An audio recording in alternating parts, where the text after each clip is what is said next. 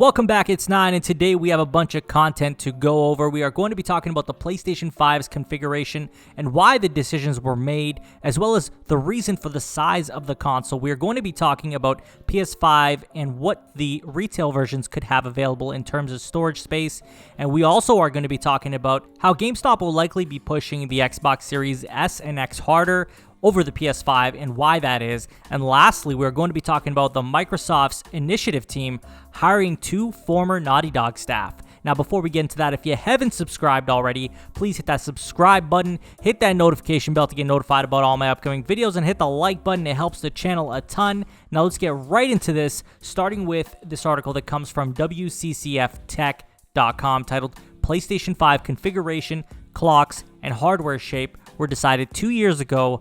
Fan is the reason for the console size. Now, I'm going to take specific points out of here. I'm not going to read the entire thing to you guys. We started preparing for the adoption of liquid metal TIM about 2 years ago when the PS5 hardware configuration and shape were roughly decided. In addition to design, we have begun various studies toward the adoption of TIM for liquid metals, from the manufacturing process to procurement. The reason for trying to use the liquid metal TIM is that the main processor has a high operating frequency, but the die is small and the heat density is very high.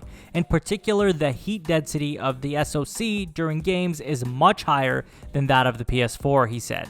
That's because the PS5's SoC basically runs at almost full power during games, he said. Therefore, the value of the TDP, thermal design power, and the amount of heat generated during the game are almost the same. During the same interview, he also confirmed that the PlayStation 5 size is due to the fan size, as the large fan was required to cool both sides of the console equally. Installing 2 smaller fans would have made the console smaller, but the current design would have made it difficult to control them with the console's current design, and it would have increased production costs. So there you have it, guys. That explains why the PS5 is as big as it is, and that's okay with me. I mean, the size of it, given it is the biggest PlayStation console to date, I know that some people are affected by this because they say, well, where am I going to store this thing? But I think at the end of the day, we got to look at the performance of it and the practicality of it, which is it's got to stay cool, and we don't want it to be super loud. At least for me, I really don't want a console that's going to be so loud that it interrupts my gaming experience. And if it needs to be this big and it has to have that big fan in order to properly cool it, I am more than okay with that. That actually doesn't bother me, as, I'll find somewhere to put it. I'll find something to do with it. That's not a big deal. Unless it was like the size of a mattress, then that's a different story. But given, the size that we know that it is, I think a lot of us will be able to find a place for it. And ultimately, I think we're going to be grateful for the silence, right? The quiet effect that's going to be caused by the size of it in a fan that's going to be able to keep it cool, and obviously the liquid metal. I'll tell you right now, the PS4 Pro drove me absolutely crazy with just how loud, at least mine is. I know some of you say you got to clean it and all this stuff. Trust me, none of that worked for me. It's just a super loud machine, and I am looking forward to a PlayStation console that's not going to give me that, loud fan noise when I'm running the menu of a game. So overall, pretty happy about this. I'm not, affected by the fact that it's going to be a little bit bigger. Anyway, on to the next topic, and this one comes from PSU.com, titled PS5 Dev Kits Have 620 Gigabytes of Usable Storage Space. A new video posted by Digital Foundry has confirmed that the PS5 Dev Kits feature 620 gigs of usable storage space, which is slightly lower than the reported 664 gigabytes available to users in the retail version of the console. Now, I know a lot of people are going to be like, man, 620 gigs, it's just simply not enough. And I would argue that, you make a point. I think for a lot of people who like to install a bunch of different games, it's not going to be enough. Now, for me, myself, I typically have, I would say, max 3-4 games at most installed at the same time. And I only really play 2 different games at a time. I never play more. Usually one is more of a, brain dead, just mess around, doesn't take much focus game, and one is like a story driven experience, and that way I can jump between the two depending on the mood that I'm in terms of playing video games. So 620 gigs would be all right for me, but I do know a lot of you out there who have to install these games, and maybe your speeds on the internet aren't that fast. Maybe you're don't want to have to wait to reinstall from the disk. I totally get it, and I think that, that's a valid reason too. Fortunately, there's going to be options for us to insert external hard drives, but not really. They're actually still internal, but you get what I'm saying. Like, you're going to be able to expand that storage. So, I mean, it is what it is, right? Like 620 gigs. If that's the case, if that's actually what it ends up being, is something that all us day one adopters are going to have to just work around. And I'm sure down the road that they'll eventually have like 1 terabyte storage consoles eventually. But on to our next topic, and this comes from PushSquare.com, titled, "Don't be surprised if GameStop push Xbox Series S and X harder than PS5." Microsoft has signed a partnership with the retailer, which will see its 5,000 outlets across the United States equipped with Microsoft Surface tablets and the like. GameStop and Microsoft will both benefit from the customer acquisition and lifetime revenue value of each gamer brought into the Xbox ecosystem. So what does this mean? Michael Pachter, which we all are familiar with, says if a customer signs up for the $15 monthly Xbox Game Pass Ultimate at a GameStop store, we would expect GameStop to receive $1.50 or so from that monthly revenue stream for as long as the customer continues to subscribe. According to Domo Capital Management, this expands to all downstream revenue, including digital game purchases, DLC, and microtransactions.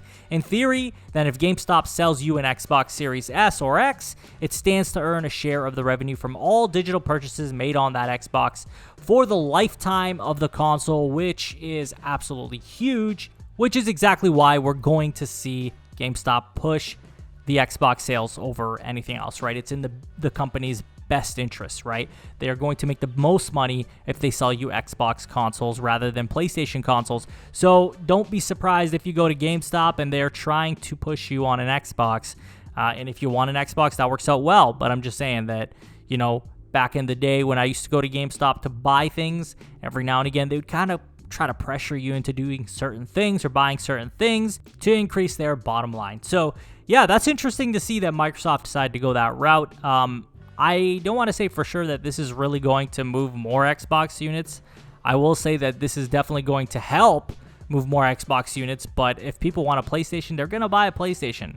And if they want an Xbox, they're going to buy an Xbox regardless. So it doesn't truly matter in the end, but I do see that GameStop will definitely be trying to push those Xbox sales. On to our last topic, we are discussing an article that comes from IGN.com titled "Microsoft's The Initiative Hires 2 Former Naughty Dog Staff." Microsoft's secretive AAA studio, The Initiative, has added more former Sony first-party studio employees to its ranks. This time, the new employees are an ex-Naughty Dog animator who worked on the Uncharted series and both the Last of Us games, plus one of Naughty Dog's former technical directors.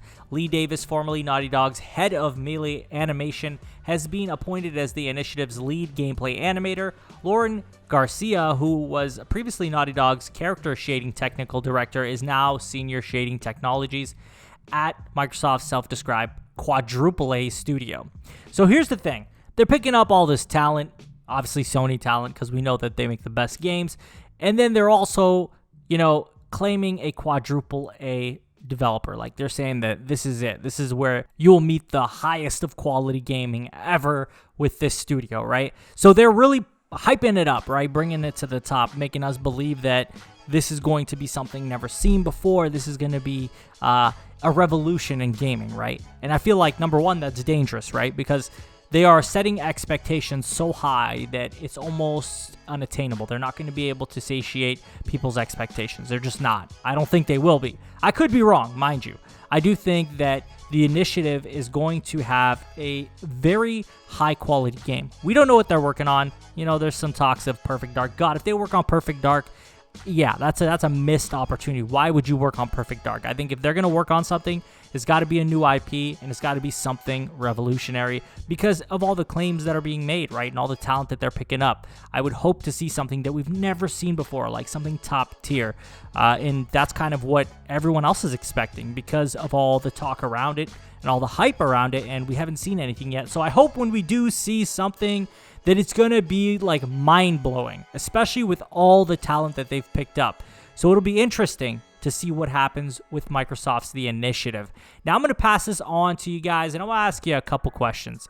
Number one, How do you feel about the PlayStation 5 configuration? How do you feel about the size of it? Does it bother you? Are you happy with the size and the design? Let me know in the comments. How do you feel about the PS5 dev kits having 620 gigs of usable storage space, and that being a possibility when it comes to the retail versions of the console? How do you feel about GameStop probably pushing Xbox consoles going forward? And lastly, what do you think of Microsoft's The Initiative's 2 new employees that they've hired? Let me know in the comments, and as always, if you haven't subscribed already, please hit that subscribe button, hit that notification bell to get notified about all my upcoming videos, and hit the like button. It helps the channel a ton. You can follow me on Twitter, link will be in the description, and please share this video with a friend. I will talk to you guys on the next one. Take care.